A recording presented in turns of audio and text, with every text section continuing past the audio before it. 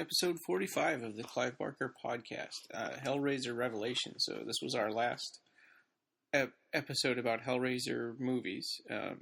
Max joined us this time. Mark Buckle wasn't able to make it.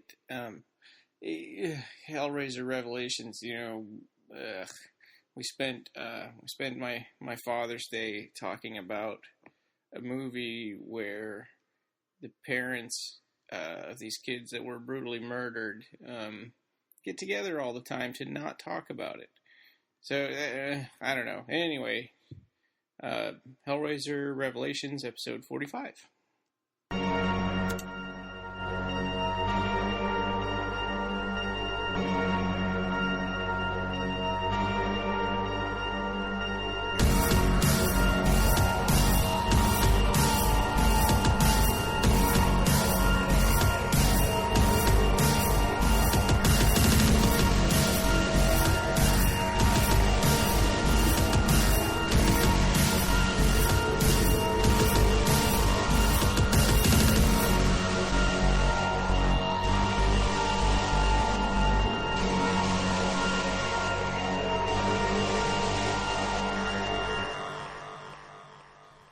Welcome to the Clive Barker podcast. This is episode 45, Hellraiser Revelations. I'm Ryan, and with me today is Jose. Hey, guys. And Max. Hi. So we got a lot of feedback for this particular episode. Yeah. So that'll be fun. So I guess the first thing is Clive Barker's story, New Murders in the Rue Morgue, appeared in a new compilation that's called Further Tales of Edgar Allan Poe's First Detective, Beyond Rue Morgue. Or Beyond Rue Morgue, Further Tales of Edgar Allan Poe's First Detective. So, I mean, I guess if you're going to have a compilation like that, I mean, there's no way that story could get left out. Right. Yeah, absolutely. That's the one with the monkey. Yeah. Yeah. The orangutan. Orangutan, yeah. I like the original Poe story, and Clive Barker doesn't really do derivative stuff much. In that History of the Books of Blood, he does use like Poe's original detective story to give us another twist on the New Murders in the Rue Morgue. Yeah. That's cool. Yeah. Yeah, so watch out for that. I think it's great if he's making some more money from that. That's cool. And there's some new T-shirt designs in realclivebarker.com, and probably as you're listening to this, they're all sold out because they're doing super limited runs of these and only like certain sizes. Oh yeah, they made one with that design that's like a kind of a ghostly looking skull, right? Yeah, exactly. I saw that one appear in the Visions of Heaven and Hell book. Yeah. Okay, right. Actually, it's a painting that takes 2 pages of the book. That's kind of amazing because it's really just a ghostly-looking skull, but there's a splash of 2 pages. That's cool. I forgot about that. Yeah. And then the last thing, Clive Barker this is just brand new news, that he just won the Bram Stoker Lifetime Achievement Award for 2012. Very cool. Congratulations, Clive. Yeah. The Horror Writers Association hosts the Bram Stoker Awards, and for the 2012 edition, he just got the Lifetime Achievement Award, which was received on his behalf by Mark Miller of Seraphim Films. So congratulations, Clive.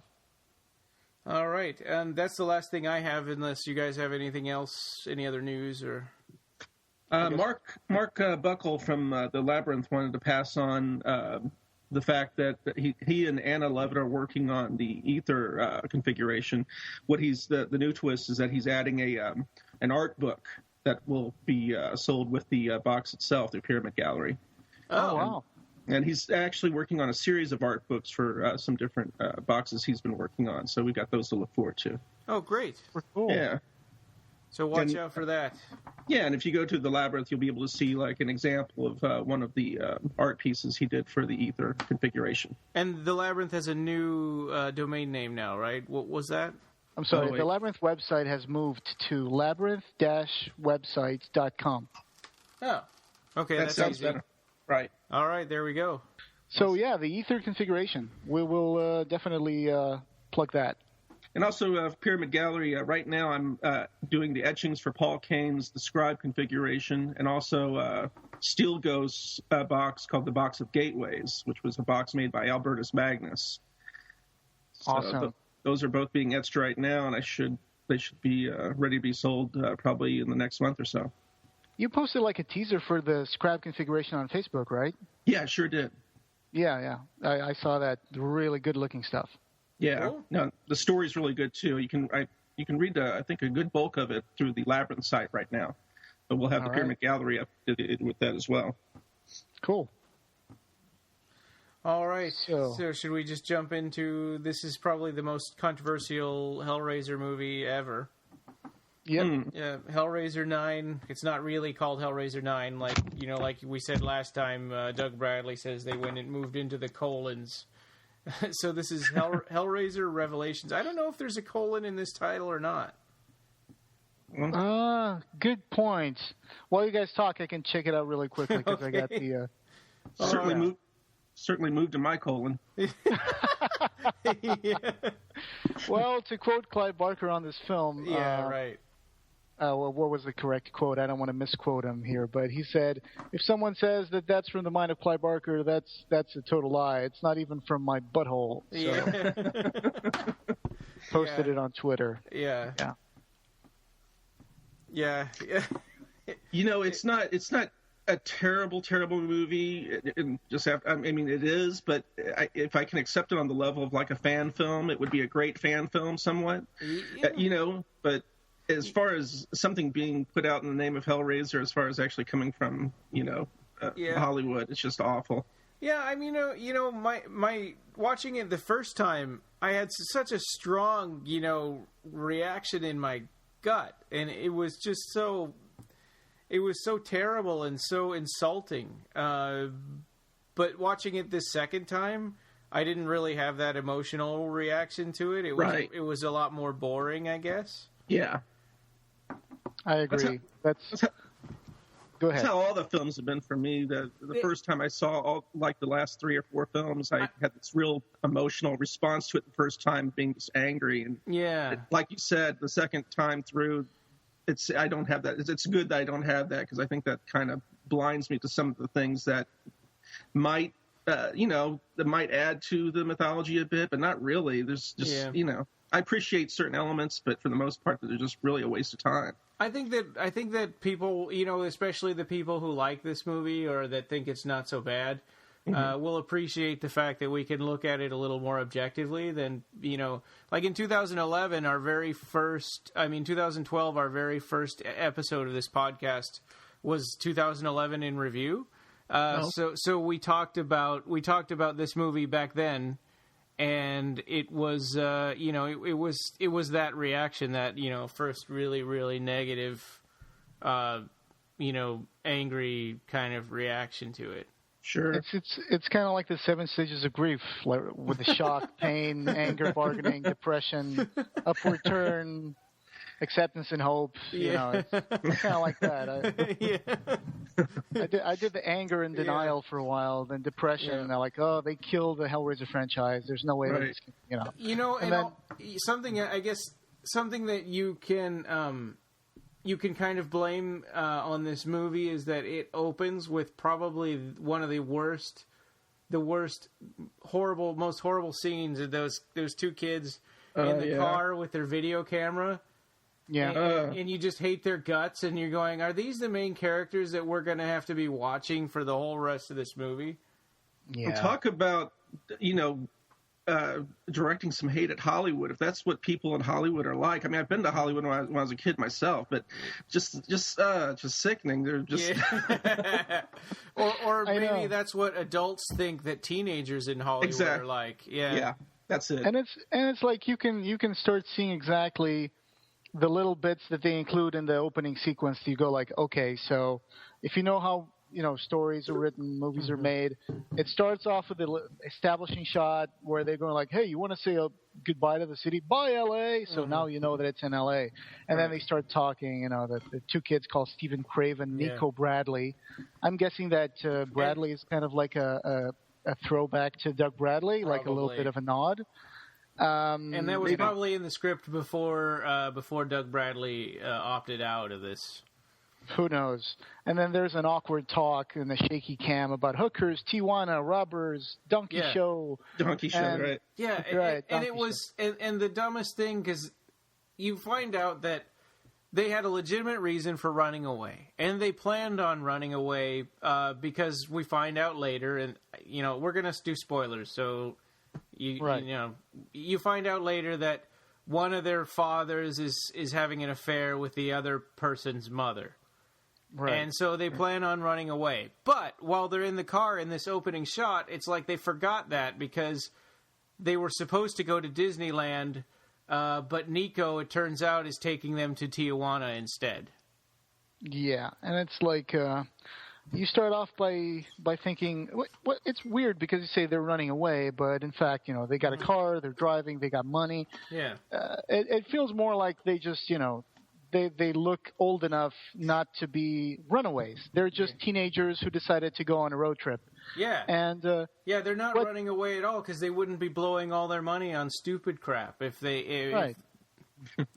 It's like spring break. Let's go to Mexico or something. Yeah. But what's really surprising to me is that it's just such a chaotic opening. And it's like shaky cam, and all of a sudden, 2.5 minutes into the film, someone's already solving the element configuration. Pinhead is just popping out of the wall, like, hey, I'm here. And it's like, this not only is going to have spoilers, it's going to have some explicit language, because this script has a lot of explicit language. Sure. Like, Pinhead shows up, and the guy, who the fuck are you? What the fuck is going on? It's like, the box. Oh, you want it? You can fucking take it. It's like, what is going on? It's like you didn't let me finish. Actually, it's not. Exactly. His voice doesn't even sound like that. It's like, you opened it, we summoned us, and we came. It's the lamest Pinhead ever. I mean, what is it with that accent? Yeah. It's just horrible. I think that's the worst thing for the movie for me is this doe-eyed Pinhead guy. Yeah. If they had just done something simple like putting the black contact lenses on him, right, that would have made a huge difference. Oh, sure. And it's like they didn't. It didn't seem to me like they actually digitally enhanced his voice. They just kind of told him, hey, speak like someone would imitate Pinhead. Yeah. You should talk like this. And they really exaggerated, and and it's not even that actor. It's a voiceover actor. Yeah. Oh, really? I didn't know. Yeah, so it's like two different guys are playing the Pinhead. So I mean, I don't see how bad could the original actor's voice have been that they had to hire somebody else to do that. Huh. Yeah, I have no idea. But then it turns out that what we're seeing is of the footage of them like opening the lament configuration is actually also what one of the guy's mothers is watching in the camera that was retrieved from the place where they disappeared. Because these kids have disappeared. All they left behind was a camera with footage on it. And, they could have sold that probably to the History Channel too. Because or why wouldn't the police have confiscated that? I mean, at least the tape. That's just part of the story. It's just so poorly written. It's like these parents lost their kids. They have proof that their death was supernatural or something, but still they hired a private investigator. And or then if not supernatural, at least somebody was torturing one of them. And they're just it's just like, our kids disappeared. They were killed. Let's never talk about this again except to talk about how we should never talk about it again. Yeah, except they're going to meet like, I don't know how often, but they have these meetings where they all get together to not talk about it. Yeah, and they're pretty chipper after their son is brutally skinned and murdered on camera in Mexico. They even introduced guests for dinner, which are the parents of the other kid who also disappeared. More wine? Oh, yeah, you shouldn't have asked. Sure. Just having dinner and, having a good time and drinking wine. Yeah. So that's the other... So the first set piece is them driving in their car. The next one is what's supposed to be so they could not even put together a bar in Tijuana for a set. Because what it was looked like somebody's basement. Yeah, there's pipes on the walls, there's like valves, there's corrugated iron. And then they're like, look, there's the DJ, and it reminds you of one of those old Disney movies where the grizzled old guy like points at at an animal, and then they cut over to like some wildlife documentary video. He's like, there's a DJ, and then they cut away, and you never see them sitting next, near the DJ in the same shot, or as the crowd or anything. It seemed to me like the DJ was just had his table set inside an open elevator or something. It did. Yeah. They should have sent him down or something. Though. Yeah. But so, of course, they're all sitting down for dinner, and it turns out that the daughter is the one asking the questions. The audience is at this point. She's going like, okay, are you going to talk about what happened? Mom is always looking at that video camera. What's in there? I've never saw what's in there. Yeah, you'd think if she was so worried about that, she would have looked at it a long time ago, especially if it's that easy for her to just get in there and look at it. Right. Yeah, because at one point they go like, oh, shut up, Emma. We don't want to talk about that. And then she goes into Steven's room, picks up the camera, which is left unattended, starts watching it, and sees the footage of the kids on some random location, which is meant to be Tijuana, but like you said, it looks like a soundstage corner with pipes. And, and even though the tape is constantly edited and cross-cut, the music is still unbroken. That's one of the things I noticed.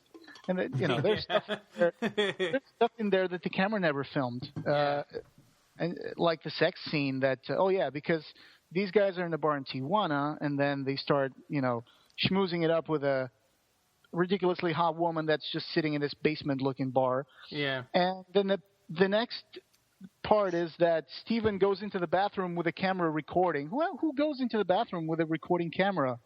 Yeah. And it turns out that his friend his friend Nico is in the stall with the girl, and then it just, And he's like, oh, you always do this to me, Nico.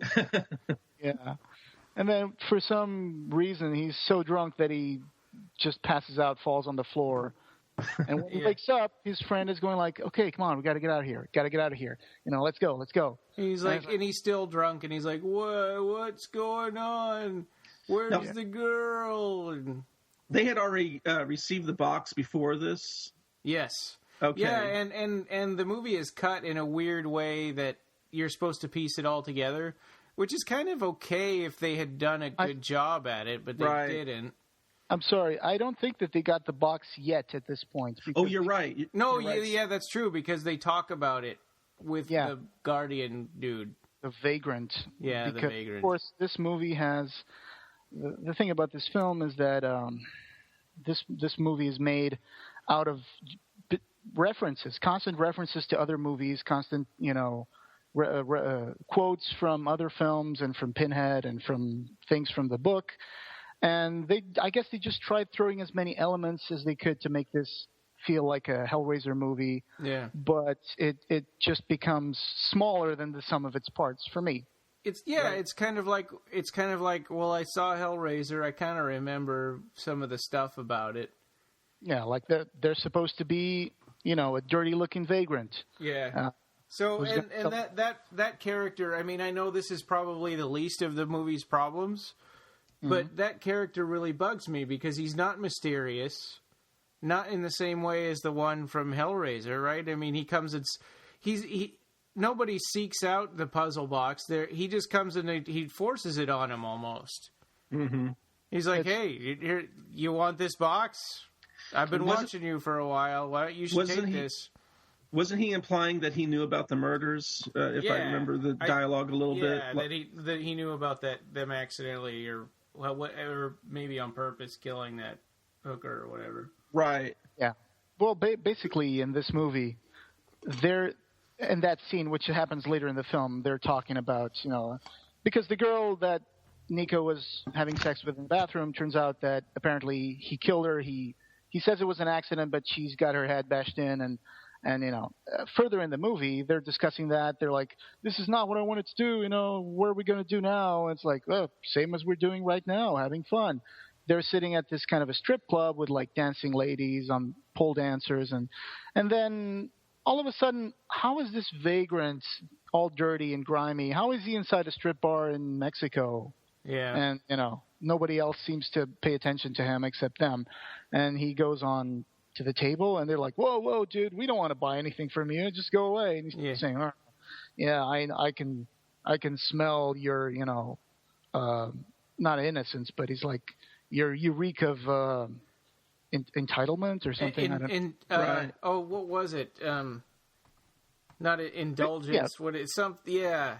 Yeah, he basically calls them preppy. Privilege. That's what it was. Privilege. Yeah. Privilege. He basically says you guys are looking like preppies, and Yeah. And he kind of hints that he understood what they were talking about because they're talking about murder and fingerprints, and the other guy's like, hey, how often do you think they clean that bathroom, man? There's not going to be any fingerprints there. And so the vagrant was overhearing that, and that's when he approaches them and he starts going off by talking about. Basically, he just uses this opportunity to do a lot of exposition for the movie, just in case the audience doesn't know who he is, just in case the audience doesn't know what the box is. He starts talking about the Cenobites, that they can take the pain away, that they can show them something different, something better, something beyond the limits, and pain and pleasure. And one of the guys goes like, pain? You mean like bondage and shit? Like, oh my God. These kids have absolutely no idea how to process the things that he's telling them. These characters do not have the maturity to understand the things the vagrant is telling them. Yeah. So I would think that this was just a waste of time for the vagrant. But of course, then they get the box for free. So normally people opening the box find it on their own. They don't have some guy come sit at their table and push it at them like, you want to buy some chiclets. Right. Yeah, there's that whole aspect of desire that plays into, the first and second movie, as far as being, especially in the comic books as well, that the, the seeker has to really be seeking the box and have this absolutely. And you sort of turn a corner at one point, when after a while you stop, it starts looking for you instead of you looking for it. Right. Like the engineer hunts you. I'm sorry. But, this is, again, like I was saying in the beginning, this is just a bunch of, references to other films in the past because, for example, The Vagrant was in Hellraiser 1, but he really just started having, a more prominent role in Hellraiser 3, which is the only one where there's a vagrant. And he all he did was freak out Kirsty.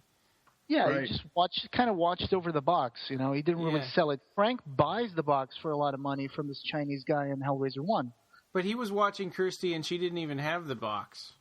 Right. It's more like, I don't know, more like he knew that there was something going on, I guess. That I would imagine him as someone who feels drawn to that situation whenever they're looking for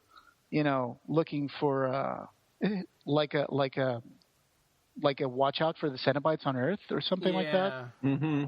Right. Which in the first movie he actually turns into a dragon, so we know that he's kind of a supernatural creature. Yeah. But he's kind of like the foothold on Earth for the Cenobites in some way. Yeah, or like some kind of ambassador or takes care of the box, nothing can happen to it. He's like the puzzle guardian, basically, which is the name that he has in comic books.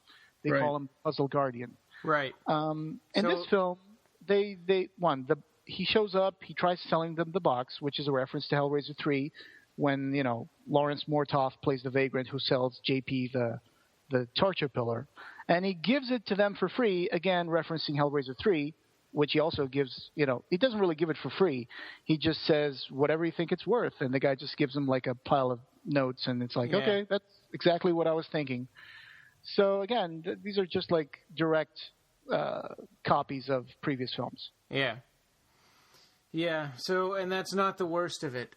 For me, the absolute worst, most aggravating part was when Nico comes up out of the mattress. Oh, yeah. Oh. That was horrible. He looked like a big fat baby. Yeah. Yeah, and he didn't die on a mattress. Right? He died like in the middle of the floor in their hotel room or whatever. Yeah, I can't remember. He might have crawled on the bed or not. I can't remember him. I remember him crawling away, but it doesn't... But they didn't even get blood on the mattress either. He was just strangling this girl because, Nico had whispered from, I guess, out of the puzzle box.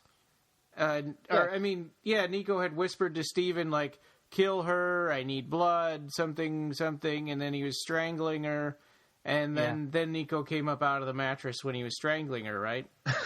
Right. Just for the sake of the audience who may have not seen the film, I'm just going to do a quick update on what happened. Is that after Steven finds out Nico killed the girl, they meet the vagrant who gives them the box. Then Nico solves the box in the hotel room, and he gets taken by Pinhead.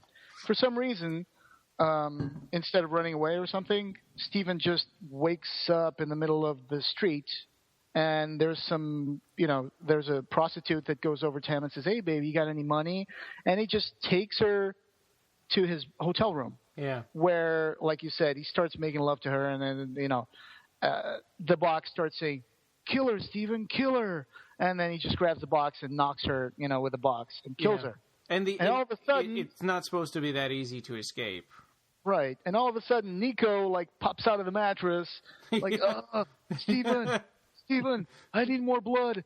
Give me more blood. And it's just like his two arms and his head coming out of the mattress, like he's stuck in there or something. And then he says, "The blood brought me back. I need more," which is lifted straight out of Hellraiser. Exactly. And to me, that's a slap in the face. Yeah. Yeah. Yeah. That's why it felt just like such a fan film to me. And on that level, if it was just a fan film, I could appreciate it more. But the fact that they printed this off for a number of people to direct to DVD or whatever, it's just, I don't know. And so if we could back up just a little bit there. So when they get back to their hotel room, after they get the puzzle box, Nico is wanting to open it, and Steven's not interested. And Nico goes, "Get the camera," and they're fighting, and he's going, "No, I don't want to record it." And then this is one of the stupidest lines in the movie. Nico says, "What if something whack happens?" Really? Yeah, he says, "What if something whack happens?" And in my mind, they should have had Steven saying, "Oh, well, I never considered it from that point of view. You're absolutely right. Something whack could happen, and then we would have missed it. So I'll go get the video camera." For me, in that moment, the one that I put in my notes is that he's saying, "That's a puzzle box. You don't even like puzzle boxes, and it takes skill." And the guy says, all of a sudden, he knows stuff like, "It's not a thing that requires skill." "How do you know that?" "I just know." Mm-hmm. It's like you just got the box from some guy at the bar. How you don't even know anything about it. Yeah. It's not like you've been studying the diaries of Bolingbroke and Gilles de Rais like Frank was doing with Kirchner. So what are you talking about? And what they establish in this movie is that once you touch it, it sort of talks to you and tells you how to open it, and it's really easy. And Pinhead is like a genie in the box, because if someone picks the box, he just goes like, "Huh? What was that?" Yeah, he's like, "Huh?" And he can hear them talking from inside of hell. He can hear the people in the in the real world or our world talking around where the box is. Yeah, at the dinner party, right? That's what he's listening. Yeah, exactly. And another thing that is also one of those elements that has to be in the Hellraiser film is like whenever he starts opening the box, you start hearing church bell ringings, and he goes like, "What was that? Is that a church bell?" "Well, we're in Mexico. There's a lot of churches." "No, man, that's not the churches. It's something else." And then there's blue light floods the room, and that's when the Cenobites show up. Yeah. But I just thought it was funny, that whole thing about you're listening to a bell that's like a bong bong, like from a church. Yeah. Instead of like that one note bell, like bong. Yeah. Right, yeah. You could definitely tell that's not from a church. While the sound effect they put in is actually like a church bell. So yeah. Yeah, it didn't. I mean, the movie, the Hellraiser movie, Church Bell, was awesome. Right. And this was, just sounded like much more it's much more ominous than what they were playing in this movie. Absolutely. And then so we get cuts back and forth of what happened to Nico and how he got tortured, and you find out later that there was a sort of he was having Steven kill prostitutes for him so he could drain their blood, kind of like the Julia and Frank thing, except after a while, Steven decided I know what you're going to say. Yeah. I know what you're going to say. I would save that twist for further in the discussion. What's that? If you're going to talk about the skin. All right. Were you going to talk about the skin? Yes. Okay. I would like to just talk a little bit more about some other things before we get to that, because Emma, who is Steven's sister and Nico's girlfriend, she grabbed the camera and she started watching the footage, and then she also found inside Steven's bag the box. And she's been playing with the box. And at one point during the dinner party, they all turn around to her and say, "Hey, what are you doing with that box anyway?" It's like, "Where'd you get it?" It's like, "It was in the bag." And you never noticed that she had the box, like she's been playing with the box all this time? She's sitting right at the couch with them. Yeah. And then all of a sudden she does something to the box, and she does that, that diagonal split on the box. She just rotates it like a Rubik's Cube. Yeah. And all of a sudden you get like this kind of an earthquake thing, and Pinhead and the Cenobites are like, oh, it's coming. And then, all of a sudden, Steven disappears from where he was laying, and then they find him outside in the pool, and that's when he's on full zombie mode. He's like, "Oh, they're coming." Oh, God, that is the most painful monologue ever. I know. And like, they just want to experience your flesh. I know, I have that on the note. That is just one of the cheesiest deliveries I've seen. Yeah. I wonder how that's got to be a one-take shot right there. They're like, "That's good. No, we're good." Kind of like Ed Wood. "No, do we need to do that?" "No, we're good. We're good. We got to do this. We only have like a couple of weeks to. So, I thought another weak thing I thought they did at that point was they took the cars away, and it was like, what's the explanation for these cars disappearing? Pinhead carjacked them. Yeah, and so I think that it turned out, if you kind of backtrack and once you get to the end and you find out what the real plot was or what was really going on with Nico and Steven, I think that Nico in Steven's skin took all their cars away and cut their power or whatever. Huh. Or cut their phone lines, before he showed up. The thing I went through my head was that maybe when she opened the box, they were like in a type of hell. It's trying to explain this movie is kind of worthless, but I mean that's what that was my idea, was that maybe they were in like some sort of facade, of reality. But except that she opens the box a little later after they find and then the Cenobites show up. Yeah. Right. And she opens the box at gunpoint.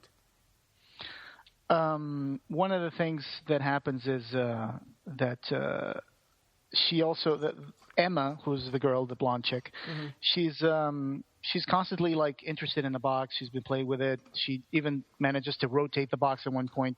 And then it's Nico's father who says, what are you doing with that anyway? And she starts talking about, you got to finesse it. She takes the box and starts going, you got to go like this. You got to do it gently. Because the Nico's father was trying to open the box at one point. And there's this weird like aphrodisiac sort of like... She starts like faking. She's almost faking an orgasm or something. She's like giving him bedroom eyes, and she starts panting, and she's like, and then her mother says like, Emma, and snaps out of it. And then to make it worse, she even like as she's leaving, she like puts her hand across his back, right? And it's like what is she doing? Everybody was watching her doing that. That actress, she reminds me of a character on Saturday Night Live. The girl, what's her? I don't know her name, but she's on the news. The girl you wish you hadn't started a conversation with at a party. I'm not sure if you guys are familiar with that, but her accent. It's worth looking up, because that's all every time I heard her voice, that's all I was hearing was this character from SNL. So after that scene, they ask her to take some soup to her brother, who's in the bedroom. So, I thought, okay, here comes a filler scene. So she goes over, takes soup to her brother, and he tells her, hey, she asks him, why did you run away? And he says, there's a whole world out there, world of experiences. And I was thinking, it's called Tijuana, and they have this thing called tequila. Yeah, that's about all they experienced. Right. It's like he traveled the world and saw it all. He just went to Tijuana. You know? It's like he's sitting there drinking that soup like he's King Conan or something, you know. I know. And then it's this weird scene, which is explained further ahead, where he starts hitting on his own sister, and he eventually even kisses her. Yeah. And why is she going in for that? Right. Apparently, she's attracted to every single male in the house. And then I like the fact that when she goes back, they get back to the parents arguing, and Nico's dad says, "None of this adds up, and we're just sitting here waiting." And I was like, "Yep, that's pretty much what you're doing." Yeah, he just spoke for the audience. Yep. So, and then they decide to go outside because they think, hey, what if the guys who kidnap our kids are like outside and they took our cars and stuff? So let's go outside. And they like, cut I got the a phone gun. line, yeah. Yeah. Like, Steven's dad has a shotgun, and he says, yeah, let's go outside. And Nico's dad just takes a shot of whiskey, and they both go outside, you know, full of testosterone. And they like, say, like, Nico's dad, you can't take the gun because you're drunk. And he's like, okay, fine. Yeah. So what was up with that T-shirt the shirt that Steven's dad was wearing? It was like direct from the early 80s or something. Stripes. I thought it was like flannel. Was it? No, okay. Was that Steven's father? Which one is? I'm thinking of Nico's father. Oh, I didn't see I don't remember. Yeah. It's like a checkered shirt, right? Okay. I think it was just stripes, but anyway, it's something I might have wore back in 7th grade, I think. But anyway. Right. Like black and white stripes, something. Diagonal stripes, right? Anyway. Well, that's how you make those actors look older than their children. Yeah. Because you mentioned that on a previous episode that in this, the casting is weird because sometimes they pretty much all look like they're not that much different in age from each other. Like Nico's father doesn't really look much older than Nico. Yeah, he looks like maybe 10 years older. Yeah, sure. Yeah. So when they go outside, the vagrant shows up. Yeah. I thought the vagrant actually looked pretty creepy, even though his fake hair and fake beard kind of look a little too fluffy, but okay. Right. Yeah. No, I like the way you look. There's some, like I said, there's a number of small elements in the movie, like some of the chain scenes and the lighting, of course. But it's just all a direct reproduction of the first movie. Yeah, yeah, definitely. And I think that there's some ghosts of the effort to make a Hellraiser remake that found their way into this movie. Yeah, in an interview, Gary Tunnicliffe did mention at some point that. This movie, he said to horrormovies.ca, he said, the story was actually originally conceived as a potential remake idea. I pitched it after a dream I had. It's a much smaller story, more akin to the first movie, more intimate, more about desire and playing, more with the idea that maybe it's humans who are the real monsters and not the Cenobites. So I guess he's talking about Nico because Nico gets pretty intense after a while. But one of the things unrealistically so, I think. Yeah. I'd forgotten that Gary Tunnicliffe, he actually wrote and directed, or how much? He just wrote the script. Okay. Victor Garcia directed the film. And that's right. And Gary Tunnicliffe might have done the special effects for free. I don't know. Mm-hmm. Yeah, 2 hours in the dark, a company.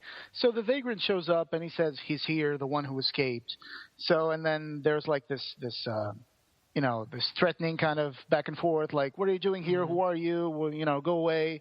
And then eventually Nico's dad grabs a shotgun and says, who are you? And then they start like back and forth. He shoots the vagrant, who then, not to anybody's surprise, just gets up again, grabs him, takes out a knife, and he cuts Peter's face and walks away. And then as they drag him into the house, you see that he's sort of carved a grid on his face, like Pinhead style. Yeah, but we saw him just do one long dash on his forehead, but then when they take him inside, he's all cut up and there's chunks missing. Yeah. Right. Everyone cries as he dies from superficial face wounds. It's all very sad. Yeah. Anyway. Then Steven shows up with a shotgun and says, "Hi, Mom." And then he shoots his own dad, and, then we go back to the flashbacks, and we discover that Steven had been killing prostitutes, and Nico was like, yeah, the only thing now I need is you got to kill a man so I can take his skin. And Steven is finally, no, man, I had enough. I'm going to, I'm not going to help you. It was too much when there was a prostitute and she had a baby. And yes, she had a baby. Yeah. And he's like, that's it, I'm not doing this anymore. And, of course, the obvious thing that happens is that, Nico was like, okay. And then he just kills Steven and takes his skin. So the Steven we thought was Steven during the whole film, it turns out he's actually Nico wearing Steven's Which skin. Is apparently he talks like that because he's Nico and because he's evil, not because he's a terrible actor. Yeah. But he also does something that happens in Hellraiser 1, which is once you put someone else's skin, your vocal cords also change to that person's voice. Yeah. Okay. Him sitting in front of the mirror adjusting his face was just a total shot from the first movie. Oh yeah. It was, except not nearly as good, of course. Also, when Nico opens up a switchblade, right? That's a total Frank moment right there. Yeah. Oh, and also their car got stolen when they were in Tijuana. So maybe you're right. Maybe Pinhead did steal everybody's car. Right. And I thought the scene where he was talking to the whole family, like putting the blame on the parents and everything, had a very kind of like 70s preachy Billy Jack kind of style to it. You know what I'm saying? It was like it's like, it's your fault that we went to Tijuana. I can't remember the lines, but it's just real. It's like, I don't want to live in Neverwhere, USA, and it's like eating the same food, fucking the same women, and for the next 50 years. And it's like, hey, your parents seem to be pretty rich. I don't know. Yeah. I mean, it's one thing to say I can't take that. The parents are having this affair. I mean, that would have made more sense. But to him, just like go ballistic about how their life is so boring. It's like, you may kind of make your own life. Especially, I mean, he's almost an adult. Yeah, it's like they're lifted off Funny Games or something. It's like, oh, we're so privileged and, we're so sociopathic. We're just going to move on from our rich parents and, kill other people. It's like something like that. But one of the things that I thought was interesting was that after Nico kills the baby in Mexico and the prostitute, he's talking to Steven in a hotel room, which apparently is never clean or nobody ever goes in there. Nobody ever hears like people screaming, "I'm not going to kill her," But he says, "I've seen things you couldn't imagine. I've crossed the Rubicon." How the hell does Nico even know that expression? I mean, yeah, right. He goes from "What if something whack happens" to "I've crossed the Rubicon." I know. So that the fact that he stole his friend's skin explains why he kissed Emma, because she was his girlfriend, and apparently that doesn't explain why Emma kissed him back. Right, exactly. And so when he started talking about how his mother was having an affair with Steven's dad, I was like, who cares? That's not something that makes you go crazy. Yeah. But after Nico skinned Steven, Steven still survived for some reason. Yeah, and, I mean, if you cut somebody's face with a knife, they die. But if you take their entire skin off, they live long enough to open the puzzle box. Yeah, and that's how he became Pinhead's minion, who's the guy we see sometimes in flashback in Hell. Pinhead Jr. Pinhead Jr., right. And did you get the impression that he was like getting pieces of skin back from Pinhead? Somebody wrote that in one of our comments, right? That they were nailing the little squares of skin. And it's true, because I think they cut off a piece from one of the parents, and he stuck it on his head. Yeah, something like that, right? Or one of the victims that they had in Hell or something. Yeah. So, So another thing I didn't really understand was after Nico is terrorizing these two families, he wants Emma to open the box again. That's. I mean, the plot was thin, but this is where it absolutely just becomes garbage. So he's on the run from the Cenobites, okay, and he knows that they're out there waiting for him, like this puzzle guardian is waiting for him and stuff. Yeah. But instead of grabbing the box and running and never opening it again, he thinks he can save his soul by opening the door to hell again. And I'm going to give him Emma instead. Emma for himself. And then, of course, they have enough time to light candles and set it up on the coffee table. You see Emma in the little square of candles again. And he wasn't even nervous about the plan. He was so confident that this was a good idea. Yeah. So the little square of candles is like lifted directly from Hellraiser 1, from the Frank scene where he's opening the box. Mm-hmm. Again, she opens the box instantaneously. You know, she just like puts her fingers in the box, boom, it's open. Yeah. And chains and broken walls with stucco missing appear for some reason, even though they're in a they're in a home somewhere in California. And why would he think that he can bargain with them? I mean, they could just take him and Emma if they wanted to. Yeah. Pinhead Jr. show up and he says, I was hoping for, trade her for me. And Pinhead says, trade? No. And he says, shit. That's the direct verbatim exchange that they do. Trade? Yeah, verbatim. Oh, shit. and it's like, oh man, I worked really hard on this plan. Yeah. I stole everybody's car. Pinhead says something like, we're going to take you back, and she has some of your dark seed in her, and we will leave her behind because she might try to meet us again when she's ready. Kind of like foreshadowing. And and then, just as they're about to take Nico back to hell, he gets shot by Steven's dad, who's like lying on the floor bleeding because he was shot in his stomach by Nico. Yeah. And Nico turns to the father and says, "Thank you." Yeah. And of course, that just means that Pinhead is not going to take anybody to hell.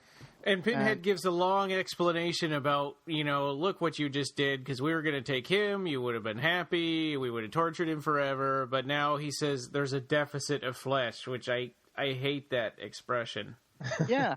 He says something like really flourishy and stuff. There is a deficit of flesh that needs to be fortaken, blah, blah, blah. I don't know. So basically he says, so we're going to take your wife. And he said, no, take me. And it's like, no, your final moments of agony will be, multiplied by the agony that we will take your wife and it's all your fault. And so Steven's mom gets taken to hell by the Chatter woman and another Cenobite. And Steven, in his Pinhead Jr. form, says to his own mother, no flesh shall be spared, which is a direct Bible quote from Mark 13. Mm-hmm. Yeah. And then they leave. And Emma, against all better judgment, she just drags herself to the coffee table while everybody's like in awe, grabs the box, and then looks at the camera like, I'm going to open this up again in the future. Yeah. Not like my parents my parents are just murdered. Yeah.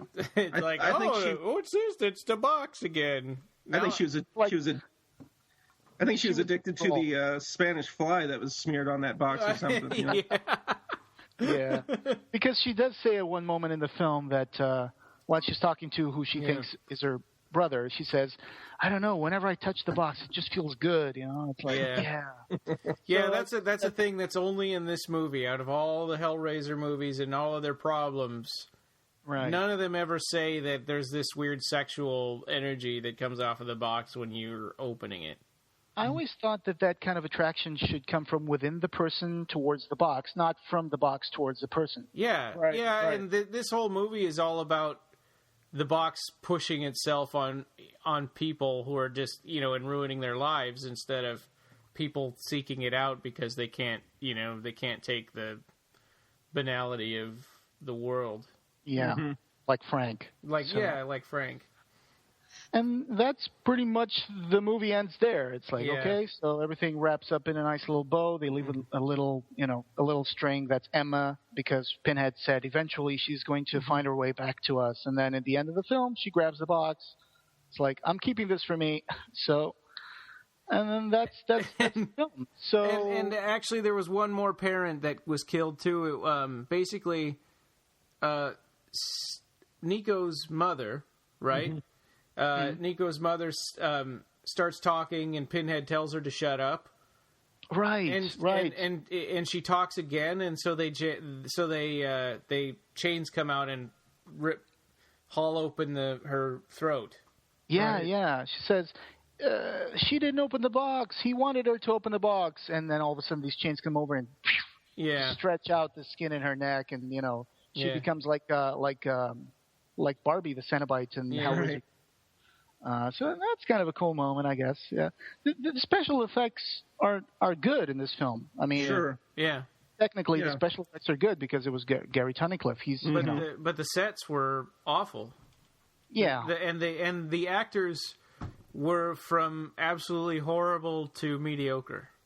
I think I would have been able to stand a lot of this if they would have used a different Cenobite than Pinhead as the lead Cenobite. I think I would have enjoyed it at least 50% more than I did. Well, and then as soon as they knew that they didn't have Doug Bradley, what was to stop them from doing that? I mean, were they afraid that people won't like this movie if we don't try to put Pinhead in it? That's why Hollywood's just so stupid. Yeah. It's just I hate that. I wonder if the Weinsteins insisted that it still has the Pinhead character. Oh yeah, it's probably written in stone as far as doing anything like that. It's like making a Nightmare on Elm Street movie. You can't do it without Freddy, I guess. So yeah. Again, and that's probably their thinking. They were just going by a formula. They were like, okay, we got to have the bell rings when the box opens. We got to have the box. We got to have the vagrant. We got to have a mattress and hookers being killed and some. You got to have the Cenobite appear like within the first 5 minutes of the film. We got to have stucco walls with stucco missing and light shining through it because that's what we've seen since the first Hellraiser. Yeah. Seriously, even if someone lives in a cinder block house, I'm pretty sure they're gonna. If he opens the box, the walls are going to turn to stucco walls with stucco missing. It's like you could be in a cave, and all of a sudden the cave walls would be turned into stucco walls with plastic. Because that's just the way it is. We can argue that maybe they're transported into a different dimension when they open the box, and Hell doesn't have enough contractors to fix the walls. But I just think that's kind of a silly thing to maintain throughout all the films. Right. Yeah, I mean, there's no point. I know it looks cool to see the light shafts through the stucco boards, but there's no point. It's supposed to be. I mean, I always imagined it as sort of an overlap between two worlds, right? Like in Weave World when the carpet gets opened, and then there's an overlap between that world and our world. That's a good point. And I also agree a lot with what you said, Max, about if they had replaced Pinhead with another original Cenobite. Yeah, that would have made it much more interesting. A whole different group. I mean. Yeah. Well, it's like you said about the the stucco walls. If they would just get creative and adjust the effects to match the environment, it would be that much more creative of a story. But and Pinhead or that lead, whoever the lead Cenobite was, people wouldn't have cared if his voice was weird. They wouldn't have compared him to Doug Bradley. Right. Nobody would be saying, "Oh, he's too fat," or "He's too young," or "He's too whatever." When I go to conventions, everybody talks about this movie. That's one of the first things I hear is about Revelations. Like, yeah, I saw that Revelations. They hate it, but it's all about this. It's all about this Pinhead, is what it really is. It boils down to. And I think that there's a whole lot more to hate about this movie, right? Besides just that, But that I think that was a huge mistake, and they could have saved themselves a lot of grief by just doing something more original.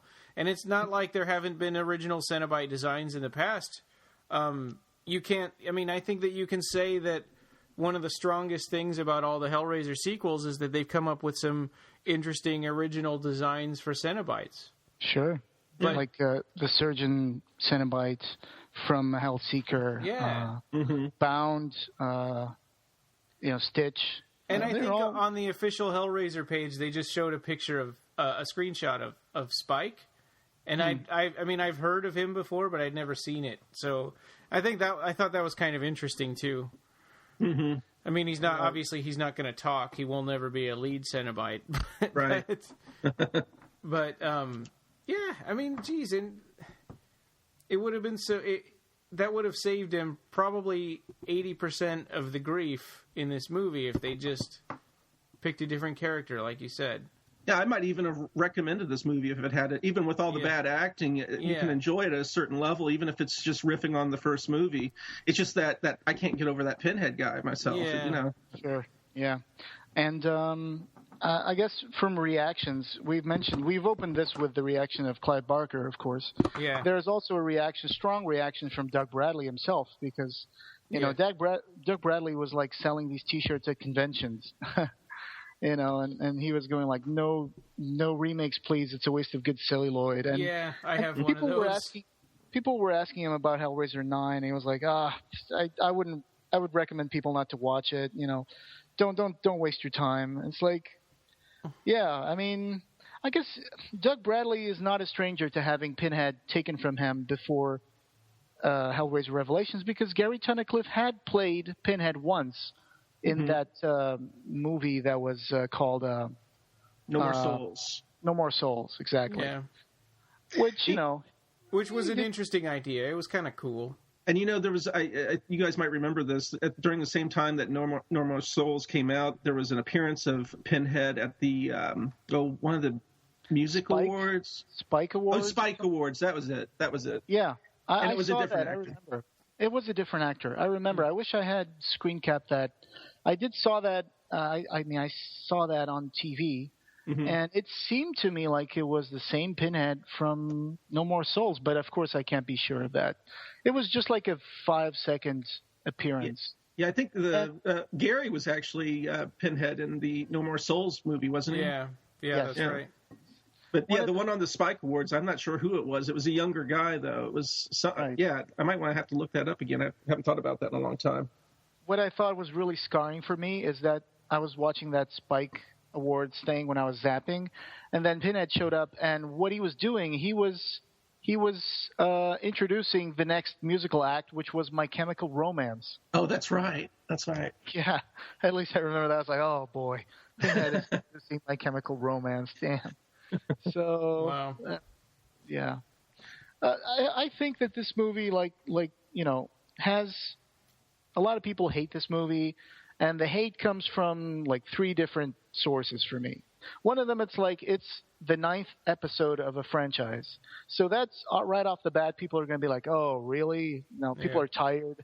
They want something new. They don't want to see same old thing again. So they're like, yeah, it's the 9th movie. It's a law of diminishing returns. So I'm pretty sure it's going to be crappy. It's going to suck. So that's why they say, oh, that's got to be terrible. Yeah. Second source of hatred for the movie, I would say, is probably because some fans might find it a little disrespectful because, one, it was made just out of a contractual obligation, so the Weinstein Company could hold on to the rights for the franchise instead of them reverting back to, if I'm not mistaken, and some of you people out there might correct me on this, I think they would revert back to Buena Vista International or something like that, which was the owner of, I think it was Buena Vista International, or was it Dimension? Yeah, I think it was Dimension Films or something. I've heard Disney gets mentioned too. But isn't that Buena Vista or is that Disney? They own so many movie studios. Mm-hmm. And then of course the fact that they replaced Doug Bradley as Pinhead with another actor, that also gets a lot of people riled up about the film, justifiably so in my opinion, because this Pinhead is super cheesy. He's like, it's terrible. Like I wish they would have gone for another lead Cenobite. At least I would have respected them more. And then at least somebody that even looked like Pinhead. There's a guy I met at the convention, a guy named Chris Blair, that wears a Pinhead costume that he made, and it's really good. And even if they had him play Pinhead, it would be much better than the guy they used. So yeah. And of course, the third reason is just that the movie's not very good at all. It's just pretty below mediocre. The directing is atrocious. The casting was, they're just not good actors. I think that the two parents that were having the affair with each other were the only decent actors in the movie. Yeah. Yeah. For a moment there, I thought I recognized the Steven's dad from Hellraiser 4 or something. I don't know. I thought I recognized him from some other place, but I'm not sure I can locate him. Anybody knows? Yeah, I can't. He looks very familiar, like I've seen him in something too. I don't know who he is. Yeah. seen him in some kind of like military role, some other thing. I'm not sure. I should check IMDb really quickly and see if I can find that. But so yeah, for me it was mostly the direction of the film, the acting, and a little bit of the story. I think the only brilliant moment of the film is when we discover that, and I mean I use brilliant loosely, is that when we discover that it's not really Steven, it's Nico wearing Steven's skin. I was like, okay, well that's a little that's good, I guess. That's kind of one of the moments of the film. But apart from that, well, except that it was lifted from Hellraiser. I mean, sure. Anything good at all is because they stole it from a more successful movie. Yeah. Yeah. And you know, what was I going to say? Let me move on. Just totally forgot what I was going to say. Okay. Well, the guy that I said was Steven's dad is an actor named Steven Brand. Mm-hmm. And I was just looking through his IMDb. He was in Human Target. He was in Hellraiser Revelations. He was in Hellsing, the TV show. And he was in, well, nothing really that I could recognize him for. So I guess it might be just my brain playing tricks on me. Mm-hmm. He was also in a lot of CSI episodes, I guess. Oh, that's probably right. Yeah. Yeah. The movie really felt like a soap opera. The acting just felt like a really bad, cheesy soap opera to me. Yeah, and the actor, I thought the actress that played Steven's mother, either her, it may not be the actress's fault, because I think her character was so flat and so so one dimensional. Yeah, I mean, you can barely even remember her at all. Mm-hmm. And right. she didn't even have any kind of reaction to the revelation. I guess it's a Hellraiser revelation that her husband was cheating on her. Maybe she already kind of suspected or something. Yeah. She was just meant to be like the very worried-looking wife, I guess, and mother. She's always looking very sad, very depressed. If I'm not mistaken, this movie was written like in a month or something, and then it was shot like in a few weeks. Yeah. And it didn't take a long time for this movie to get greenlit and, approved, written, directed, and produced. And I think that it only premiered in a single cinema screen just for contractual obligations. Mm-hmm. So that just shows us how much of a this may or may placeholder. This may or may not have taken the place of the Hellraiser remake that they were trying to do. We don't really know, right? I mean, that was supposed to be the movie that was going to fulfill that contractual obligation, and they couldn't get it together, so they just took this script of Gary Tunnicliffe's and made that into this. I'm not sure. Like Gary Tunnicliffe said in an interview, it was his idea for a remake, but I don't think that it was actually considered to be the remake. I agree. All the teams of writers, directors that the Weinsteins had been selecting for the possible Hellraiser remake, Gary Tunnicliffe was never mentioned. So I guess that was just his idea. Just like Gary Tunnicliffe once made this proposal for a redesign of Pinhead. I don't know if you guys saw Project Angel. That bloody-looking one. Yeah. Dressed in like white and having like a mantle. I guess he was also trying to pitch some things, but eventually he just got his ideas turned into the placeholder chapter of the franchise, which is Hellraiser 9 Revelations. He got a lot of flack for that when that picture came out of the. But if people had seen Hellraiser 9 back then no one would have complained. Exactly. Yeah. I would rather seen that Cenobite than. Sure. Yeah. We have a ton of comments, so should we kind of go on to those? Yep. Cool.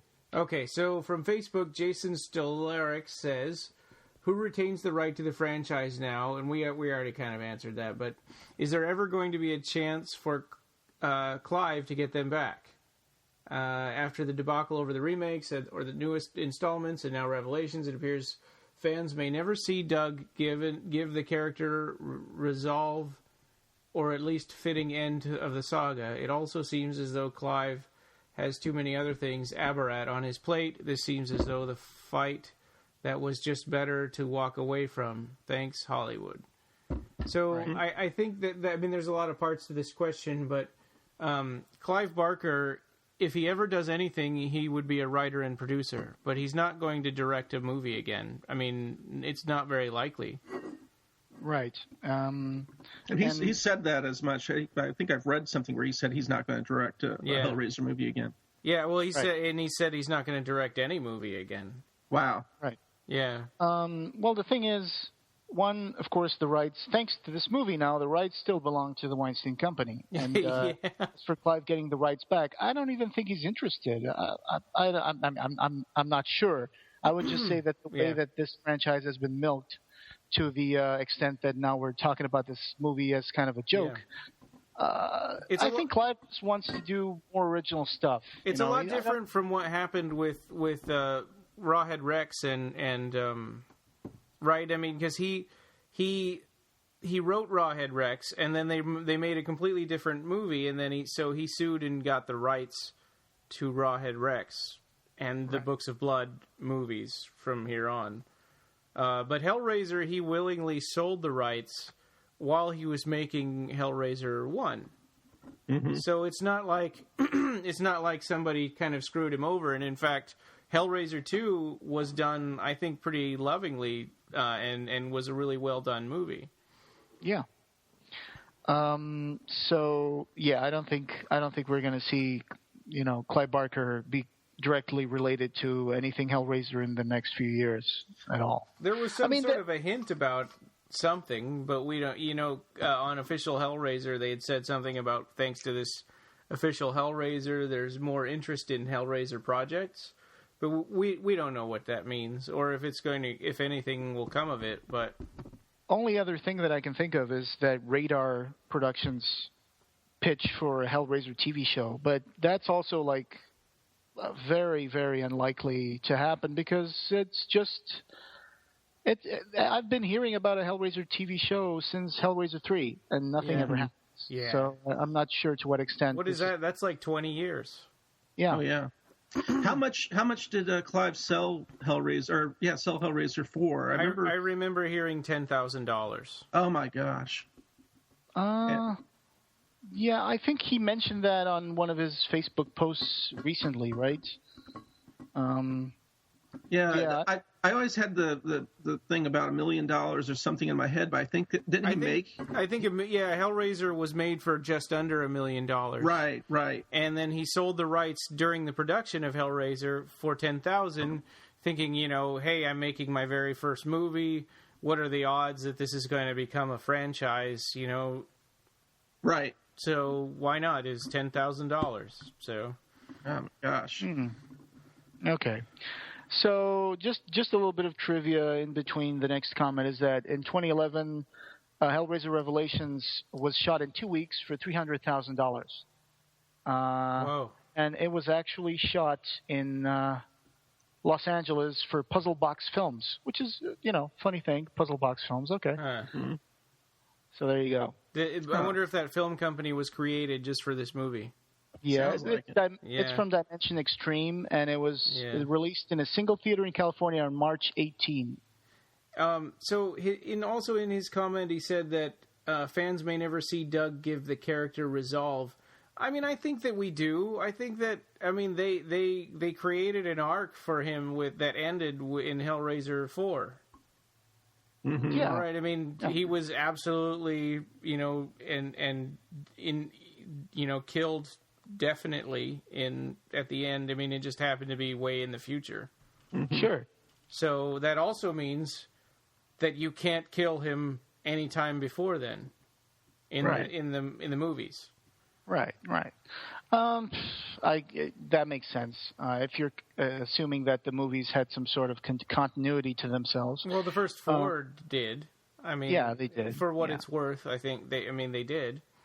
Yeah, absolutely. I agree. Yeah. As for Doug Bradley taking up the role of Pinhead again, I just don't see how that will happen. I'm pretty sure that if the remake actually gets made sometime in the future, and I'm sure that after enough time has passed, they will get back on that wagon again, because I'm guessing they want to desaturate, the franchise by having people forget a little bit about Hellraiser 9.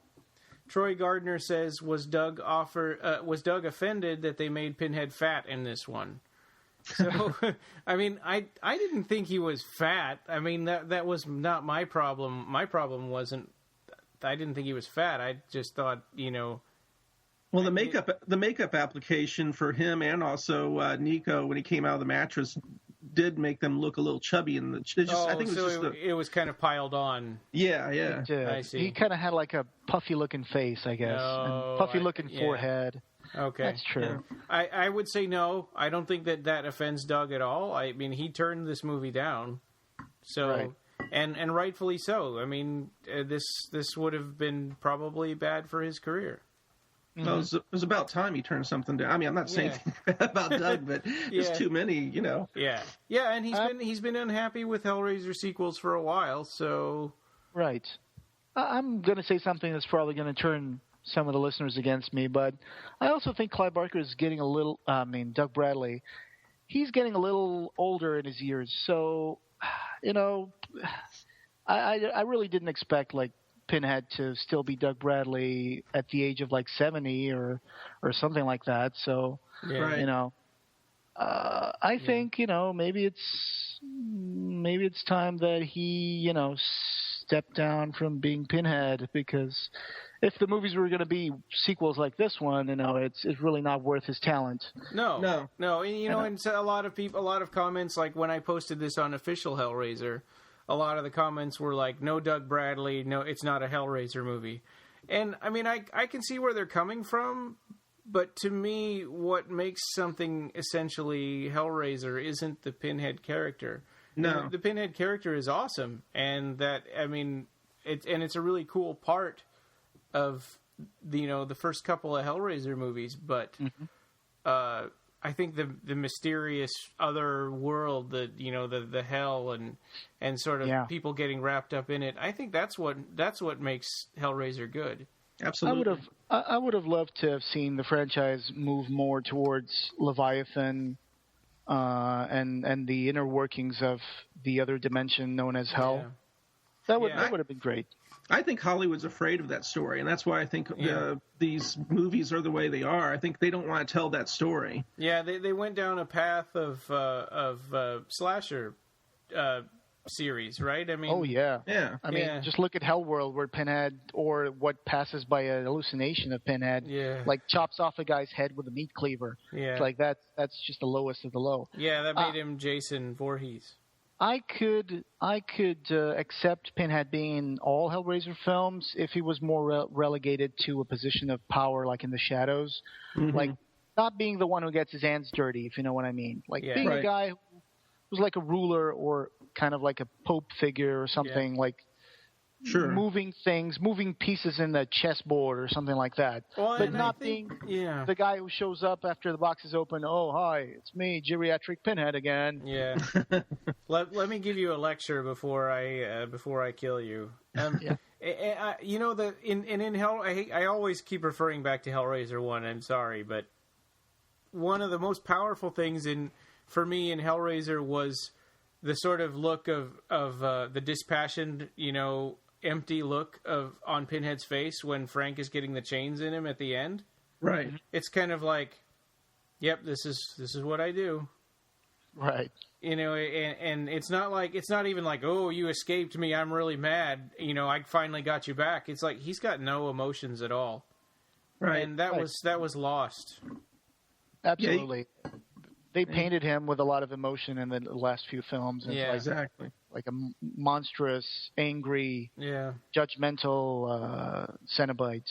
That even goes back to the third movie as far as that's starting to begin. Sure. Yeah. Yeah.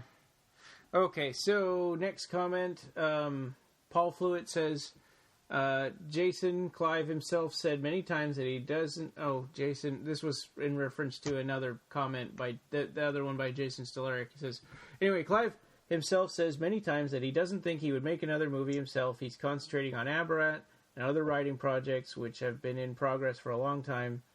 As far as Clive regaining the rights, who knows? Yeah. Okay, well, I guess we talked about that already. I think that one... Paul says, I think that one comment should...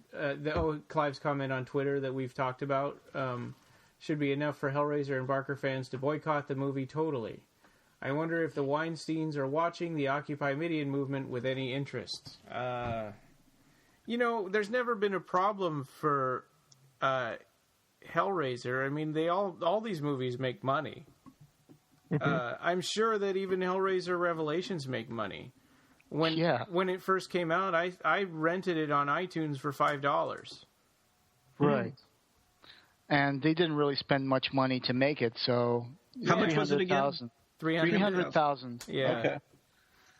So, I don't know. It's like...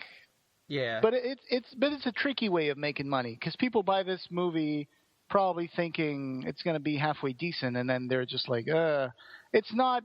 But we'll always, people like us, there's horror fans, and then there's Hellraiser fans, right? And us Hellraiser fans will always watch every one of these movies. Right. Maybe in no matter how terrible everybody tells us they are, we have to see for ourselves. That's true. I did. I said I wasn't going to, but then eventually I did. And, in 2045, maybe this movie will be valuable if all the others have gotten into the landfill and there's only like a few DVDs left. Who knows? Yeah. So do you own it, or did you get it elsewhere? I got it elsewhere. Yeah. Same here. Yeah. That's the only one that I don't own a copy of. Oh, okay. Right. Yeah. But, okay. So, Paul says... So anyway, as far as Occupy Midian goes, I mean, Occupy Midian is really specific. It's a really specific movement, right? For a movie that the studio has absolutely said that they don't want to spend any time on. Right. But Hellraiser, on the other hand, Hellraiser 1, there's no anything at all that they can squeeze into a Hellraiser release. They'll happily do it because it'll keep selling. Yeah, it's a sad thing to say, but of course, more people know about Hellraiser than they know about Nightbreed. It's a much bigger brand. Hellraiser's a much bigger brand and franchise than Nightbreed. Nightbreed was just one movie. Yeah, Hellraiser 1 and 2 have been on Blu-ray already. I mean, and they look great. I don't... Oh, yeah. I can't think, and we've gotten to see the extended version of Hellraiser 2 as much as they can put on there. I just don't think... I don't know. I don't think that there's anything extra that could be done to help Hellraiser that hasn't been done already. Right. Except getting better writers and better directors. Well, I mean the first movie. I mean, oh yeah, right. In re-releasing the first movie or restoring or it's not the same. It doesn't have the same pains that Nightbreed does. Exactly. Yeah, they're masterpieces. The first two movies are the reason I'm still into it all after all these years. I mean, yeah, there's nothing to fix. And I've bought Hellraiser probably 6 times. Oh, yeah. I bought the pan and scan Laserdisc, and I bought the Laserdisc box set, and I bought the VHS box set that had the 2 tapes, right, and the tin and the Blu-ray. Wow. Oh, you never got the little box, right? No, because Blu-rays were already out, and I was kind of annoyed that box set was only DVD and not Blu-ray. And it's Region 2, the Anchor Bay one. That's a fantastic set, the Anchor Bay Lament Configuration box. It's got Hellraiser 1, 2, and 3. And 3 is in widescreen and full screen version. Cool. Oh, neat. So, all right. What else? Any more comments? Yeah, so there's a ton. So he says, boy. Paul says, so once Midian is saved and we have a Blu-ray for a Cabal cut, perhaps we should occupy the configuration and tell them what we want too, which for me would be Barker involvement and a return to real Hellraiser stories, not the cliche crap that was 3 through 9. Yeah, but the question is, does Clive want to be connected to the Hellraiser franchise remake? Yeah. I don't know. I don't know if I'd want to do a movement where we're trying to push somebody to do something that they're not interested in. Right. And honestly, he wouldn't carry the same trajectory that the movies went from after Hellraiser 2. I think he would move on with what he's been explaining in the Scarlet Gospels, Yeah. And it would be a very different Hellraiser movie, which I'm not against, but at the same time, I don't think it would be the same thing that we've all grown up with, And if Scarlet Gospels is successful when it eventually comes out, maybe there will be a movie of that. Mm-hmm. We can only hope. Yeah. I mean, it's maybe not in the next 2 years, but maybe, who knows? Yeah, and Clive won't write it. I mean, someone will adapt it from his novel, and maybe Clive will be a producer if that happens. But he's not going to get directly... I mean, he'll get as directly involved as he did with, say, like Midnight Meat Train, maybe. Well, the truth is that when this whole remake conversation started, the truth is that Clive was contacted by the Weinsteins. He did come up with a treatment for the Hellraiser remake. Yeah. Basically, a treatment is when you just write, like, in broad lines, like a couple of pages, saying, well, I think this movie can start off like this, and then this will happen, and then something does this, and then it ends like this. And then that's what's given to a writer to write the script. Mm-hmm. So there is definitely a treatment that Clive Barker wrote for a remake of Hellraiser. But during the whole production hell, or, development hell, how they call it, for the Hellraiser remake over the years, that was probably one of the first things to be thrown out the window, because the next we heard about the Hellraiser remake, it was going to be another team, and they were also talking to Clive, asking him, what do you think of this story? And, like, there were the guys who made, those French guys who made a movie called Inside. I thought did they make Martyrs also? Is it the same? Right. Yeah. Right. Martyrs. Yeah. Martyrs. But then I think there was also another one who did Inside, which was also a French film, I think, about this pregnant woman, and a woman wants to take her baby. And it's really gory. And then there was other people involved. There was that guy who was involved in those Drive Angry 3D film. Oh yeah. So it kept going down and down in as far as, like, it seemed like they were going cheaper and cheaper, and they were going for lower and lower quality as the development went along, until they just gave up altogether. They at one point even were considering that team who was in Project Greenlight, the reality show, right. The guys who wrote Feast and Feast 2, and they were going to write... Oh boy, I'm sorry. Bless you. I'm sorry. They were at one point considered to make the Hellraiser remake. So that just shows how cheap they were going for. Yeah. Right. So Jason Lee Perry said, Jesse Lee Percy. I'm sorry for screwing up your name. Says, I know they had to make the movie quick for rights reasons, and I'm aware of the reasons Doug didn't want to take part in it. But why on earth would they cast someone that, for one, didn't look similar, and two, wasn't even good enough to do his own speaking? A separate actor for the voice, a lip-syncing Pinhead, LOL. I mean, we kind of talked about this.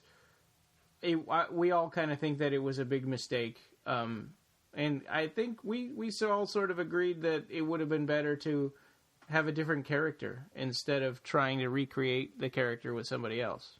Mm-hmm. I agree. I think I saw a picture of the actor who played Pinhead, and it just so happened that he's bald and he didn't have any hair on his head. So I guess that was his qualification. I wouldn't say that was his qualification, but I would just say that, hey, this guy doesn't have any hair. Maybe he looks good as Pinhead. Maybe someone just drew a few grid lines on his face and said, "We got our Pinhead." Yeah. Frozen Void says, "How could that film have even happened? It was not a Hellraiser. It isn't Doug." So yeah, we've talked about that. I mean, it's right. I think I don't agree. I mean, I think you could make a really good Hellraiser movie that has different characters, like Max was saying. Matt Williams says, "Why? Ask that." So yeah, we did. I especially the first time I saw it, that's what I said. Yeah. Glenn Cochran, go ahead. I was just going to say that the actor who played Pinhead is Stephen Smith Collins, and he's on IMDb. If you go and check out his profile, he, like I said, he's bald, so looked like it would have been a cool version of Pinhead, but then the makeup didn't really make him such a good option. Has he done anything else?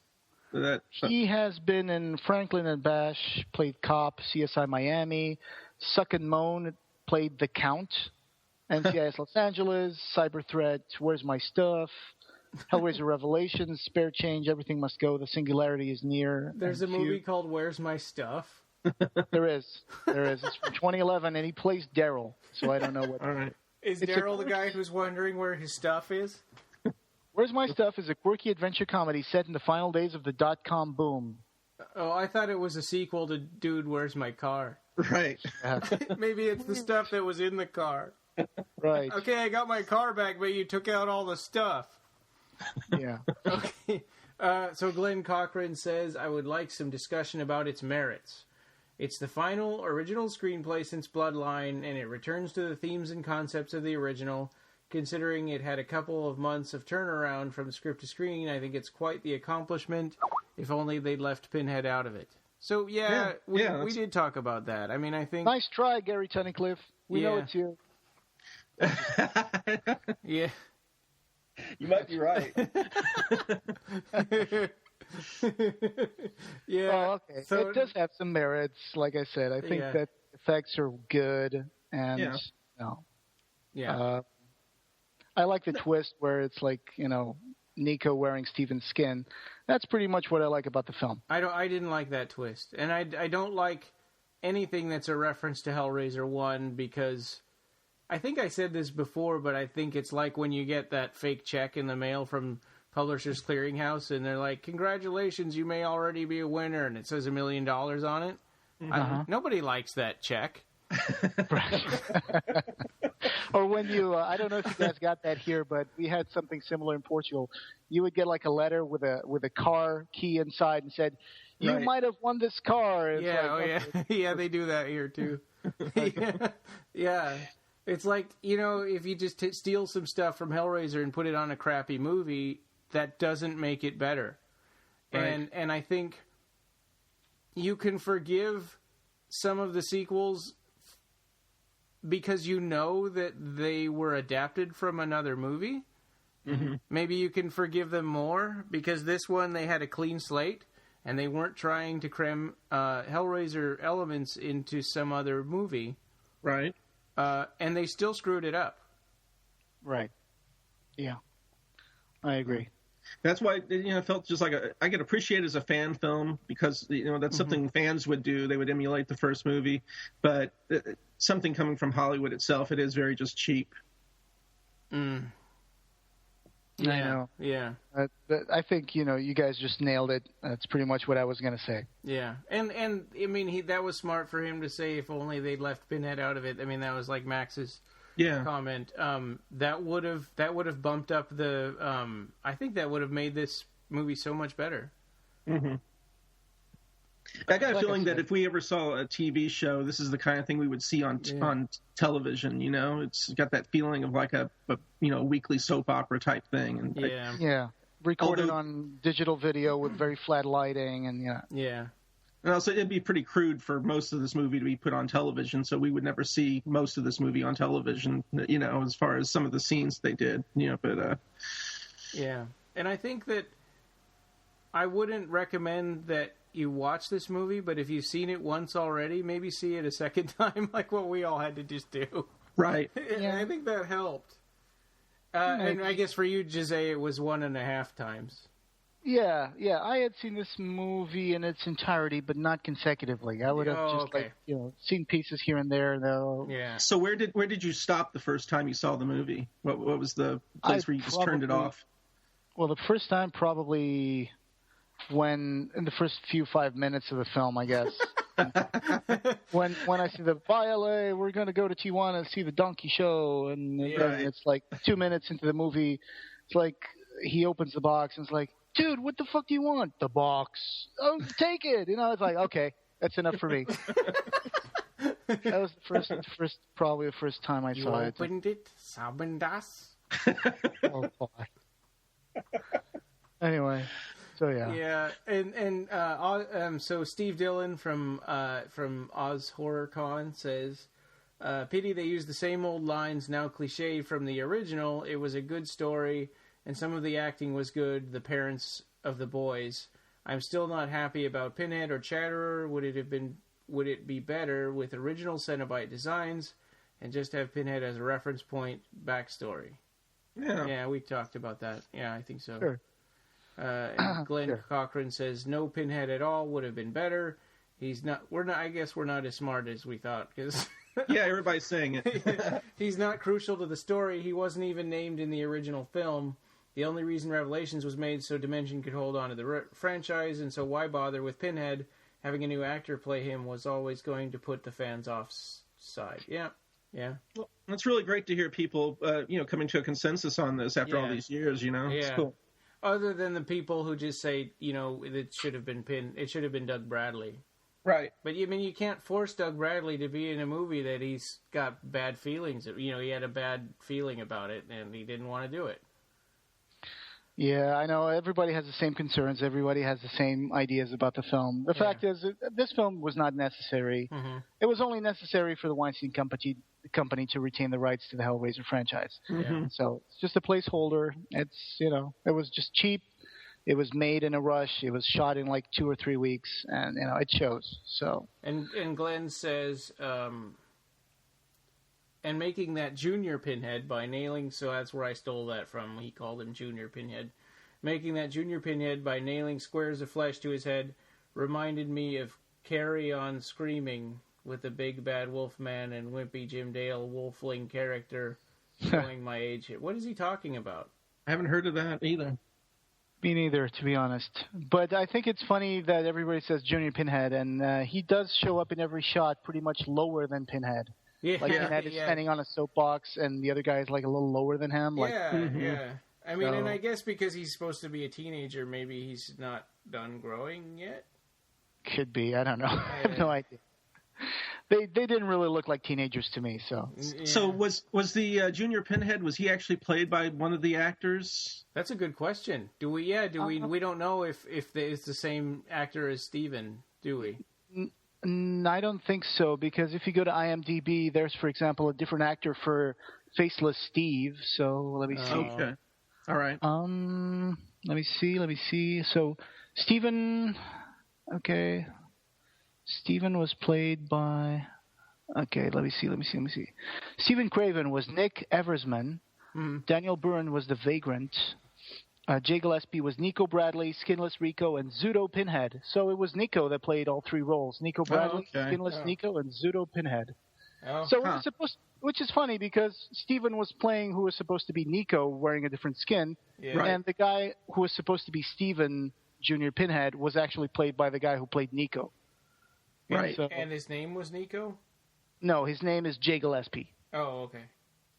So that's kind of a reversal there. Yeah, and he says he'll be honest. He actually kind of liked the Junior Pinhead. I don't think that was so offensive. I mean, he didn't talk or act very much, which is probably for the best. Right. I mean, I don't think of all the. I mean, it seems like Cenobites are supposed to be all different from each other, but that's not a problem in this movie. I mean, this movie's got other problems. Yeah. And even like the female chatterer wasn't awful. It wasn't, anything new either. Yeah. It seems like, Yeah. Dave, so David, that we talk about all the time on Twitter, he had some comments for us. He said, I was unable to make it to the end credits of this affront to filmmaking. Bye, L.A. Godspeed, gentlemen. Poor bastards. And he said, seriously, though, if you guys did a Mystery Science Theater 3000 style commentary on this one, I might be able to watch it again. That would be fun. I mean, I hate to copy the Hellraiser podcast people, because they're going through all the movies and doing commentaries right now. So do they actually play the films on the podcast? You can't hear any of the movie. Okay. You're supposed to synchronize it with the film. Yeah. Okay. It's not unheard of because there's this big website called Riff Tracks. They do the same thing. Yeah. Right. Which is basically the same people who used to do MST3K, Mystery Science Theater 3000. No, I wouldn't have a problem with doing it. I just wouldn't want those guys to think that we're copying what they're... I mean, we're already going through all the movies and talking about them, which they've done. Who knows? I did project doing a commentary track for Hellraiser Bloodline at one time. Yeah. I do have like 8 or 9 pages of type stuff. Yeah. And it's not the way that I listen to podcasts. So, like, for me, when they do their commentary tracks, I listen to them in the car. Mm-hmm. So I'm not watching the movie. I just, I've seen them enough, so I hopefully know what they're talking about. When they get to the later sequels, I probably won't, but... Well, yeah, commentary tracks are mainly made for people who really are hardcore fans of that film, that don't care about watching the film another time. Yeah. Right.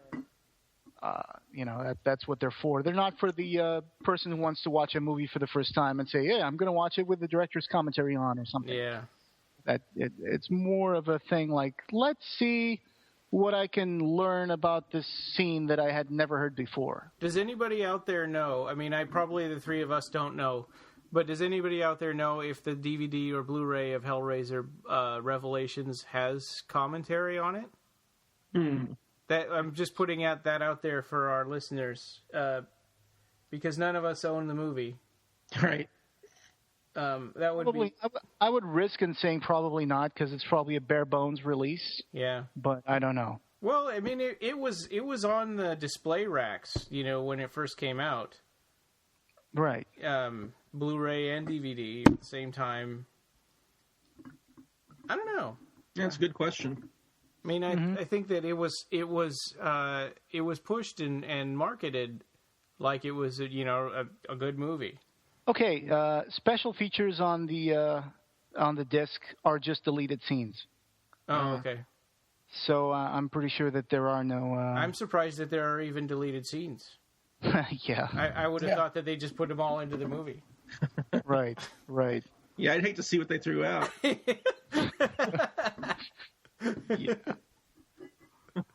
Yeah. I see what you guys mean. Yeah. Oh God! Yeah, and them yelling Tijuana over Tijuana over or Pinhead, or Pinhead speaking in Spanish. Did he? I don't know. Oh no! Okay. You mean as an outtake? Yeah, I mean, Pinhead. He would be listening to Spanish through his little box hole, and he would be like, "Oh, I guess I'm in Mexico. I'm going to come out and speak in Spanish." Yeah. I don't know I don't even know where I'm going for here. I'm sorry, Hellraiser fans. I'm just goofing off. La caja, te vamos a destruir la alma, or something like that. I don't know. You have to do it in that voice. Yeah. Let's not. I think you got that voice down, Ryan. And then awesome. and then Sano Donkey would show up. Oh God! Oh no! Oh. The donkey show. God. Yeah, they had a debate about whether donkey shows were real or not. I don't want to know. Thank you. Who did? The Steven and Nico in the car on the way to Mexico. They were debating about whether donkey shows were real. Like this is A+ material. Yeah. Hey man, I like to call it interspecies erotica. Anyway. Oh boy, this is a fun one again. Yeah, that's another redeeming thing for this film, is it brings fans together and joke about it. That's good, I guess. Yeah. So, well, who knows what is going to happen in the future for Hellraiser? I mean, that's a debate. Did this kill the Hellraiser franchise?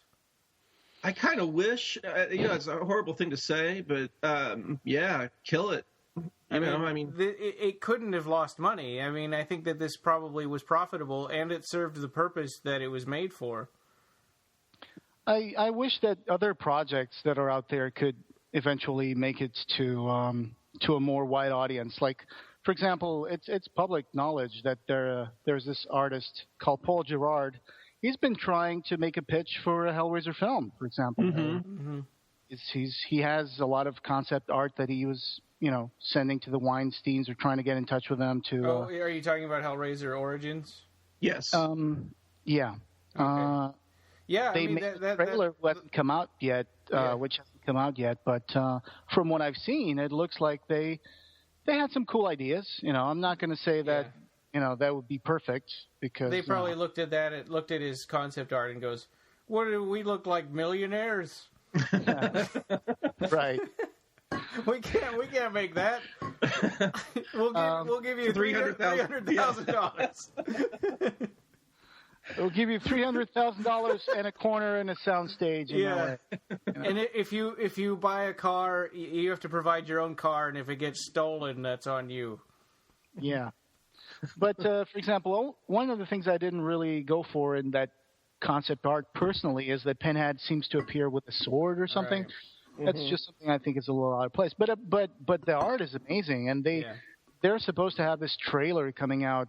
I'm not sure when, but I remember seeing casting calls for, on Facebook and other places like, hey, we need people to be victims in this Hellraiser-related project that we're doing.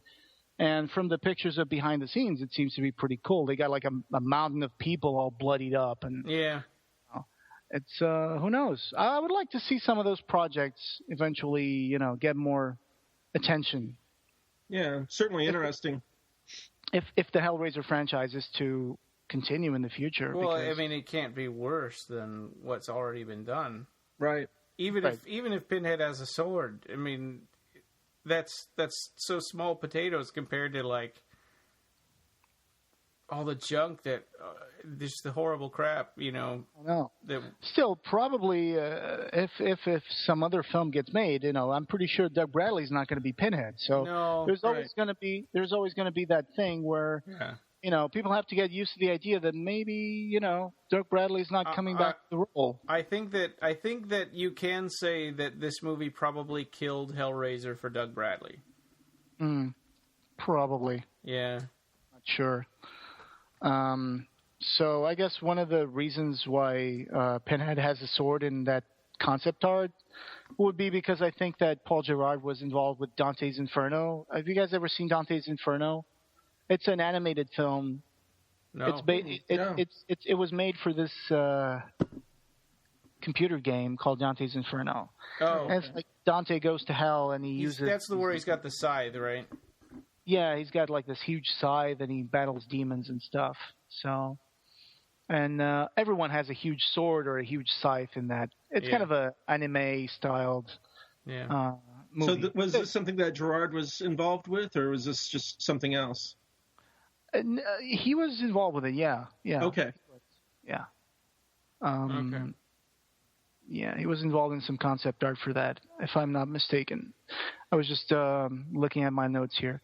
So, yeah, who knows? I mean, there's other stuff out there. There's stuff about the box. There's stuff about, other Cenobites that people have been coming up with over the years.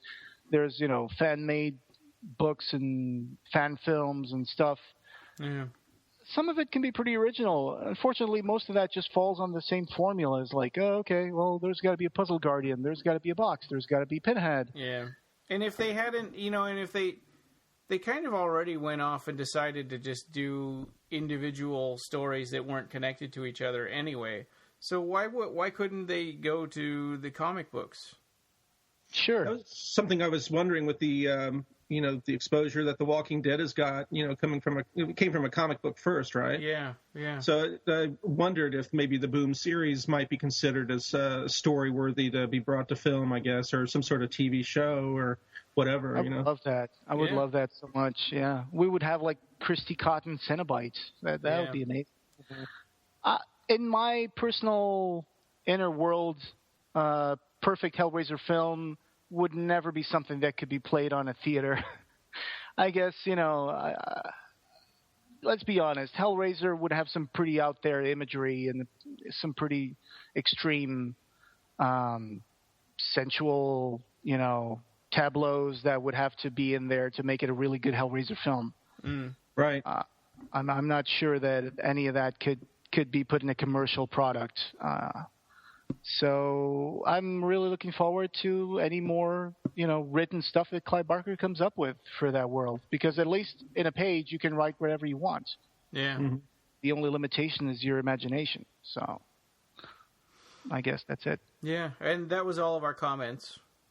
And, I think that we'll consider, I don't know about for that movie, if we'd want to do a commentary, if that'd be the one that we would choose. Right.